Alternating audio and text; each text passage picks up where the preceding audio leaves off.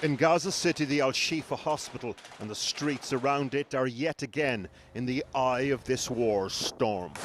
Hamas released this footage, fighting in the neighbourhood around the hospital. It's difficult to get an accurate take on exactly what happened there over the last 24 hours, but it is violent and it is bloody. Here's what we know so far. Al Jazeera broadcast this footage, thought to be filmed yesterday. In it you can see one of the main hospital buildings, and interspersed with gunfire you can hear what's thought to be an announcement by the IDF. Over loudspeakers, the people inside the hospital are addressed as follows: "If you leave the building, the soldiers will shoot at you." The speaker then goes on, "Don't mess with us. Once we get the hostages, we'll allow you to leave." Al Jazeera were also given this footage. It shows large numbers of women and children inside the hospital, slowly moving down the stairs to shelter on the floors below. The IDF released this footage and said that they'd conducted a major operation centred around the hospital. According to them, Hamas and Islamic Jihad militants had reoccupied a section of the complex. Until now, we have arrested over 250 Hamas and Islamic Jihad terrorists that we identified. The IDF said that they'd killed 50 Hamas gunmen in the last 24 hours, taking the number of fighters killed around the hospital this week to 140, along with 2 Israeli soldiers who died. That was according to the IDF, though. People fleeing the hospital today had a different interpretation of what happened there. Hadid Awad was sheltering in the hospital with her triplets. They besieged us. We were there for 3 days without water, without food, without drinks. We have triplets. We couldn't find them any water to drink or milk. Issam al-Sakini says the shooting inside the hospital was at times indiscriminate, something the IDF deny. They took over department by department. They started with the emergency department. They told the men to come down. Some men didn't come down. When the men didn't come down, they executed them. On Monday this week, we brought you the story of brother and sister Rafiq and Rafif Dugmash.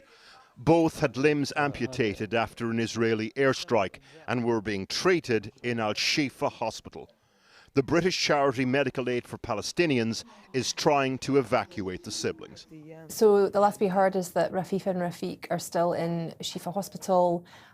Their uncle was last able to speak to them this morning, but now all communications have been lost. They said that they had no food, they said that they had no water, and no one is able to contact them anymore. So we are seriously concerned about them and about all of the other patients who remain in Shifa hospital. They are now by themselves. They're kids who are alone. What's happened at Al-Shifa is embarrassing for the IDF. Remember, we've been here before.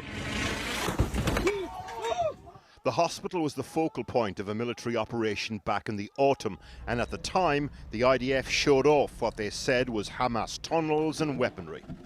The fact that they've lost control of such a high-profile site will raise questions about the extent to which they can meaningfully secure anywhere in Gaza City. And earlier I spoke to Alicia Cairns, who is chair of the Foreign Affairs Select Committee. She recently had a Twitter exchange with an Israeli government spokesperson who had claimed the UN, rather than Israel, was responsible for blocking aid deliveries into Gaza. She wrote to the Foreign Secretary, Lord Cameron, to see what the view of the UK government was. So I began by asking her about the response that she received. So Lord Cameron's been very clear that the reason why sufficient aid is not getting into Gaza is due to the arbitrary and changing restrictions that the Israeli government is putting on them. One of the claims that had also been made was that the UN had requested for no aid deliveries to be made on Saturdays.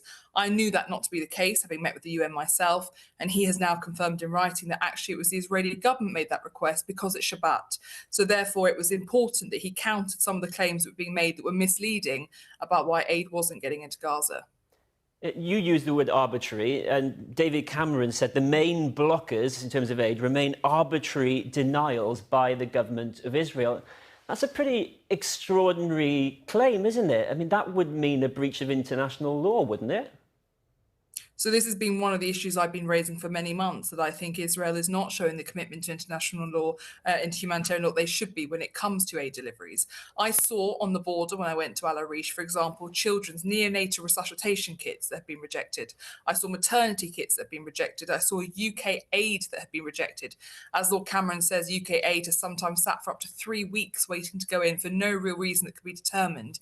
And yet, just yesterday, the IDF said that it was doing its part and it addressed the UN directly and said, try doing yours. So no matter what Lord Cameron says, the IDF is sticking to that line. Look, unfortunately, the Foreign Secretary has been very clear. Israel is not opening enough crossings. They are not doing it for enough hours. They are not doing it for enough days. And there are arbitrary restrictions which are changing on a daily basis. Now, there are real challenges getting aid around in Gaza as well. That is because we are seeing the theft of some aid, but also because, again, as Lord Cameron makes clear, Israel is not approving many humanitarian aid passes. I was told that the UNRWA tree tried to go into Gaza earlier this week and that he himself was rejected at the border from being able to go in. So there are serious challenges going on. This isn't easy. None of us are pretending that it is easy to get aid in, but the reality is that the British government's assessment is that Israel is not doing enough to meet its commitments. This discussion all started with an exchange on Twitter with Elon Levy, the Israeli government spokesman, with you. Understand he's been suspended after that exchange. Did the UK government raise concerns directly with the Israeli government about that?